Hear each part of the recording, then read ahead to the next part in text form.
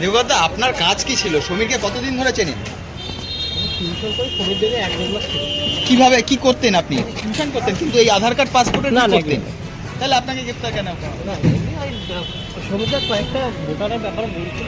হ্যাঁ, ভোটার করে দিয়েছেন? না না হয় কতজনের কথা বলেছিল? 10-12 জন। 10-12 জন।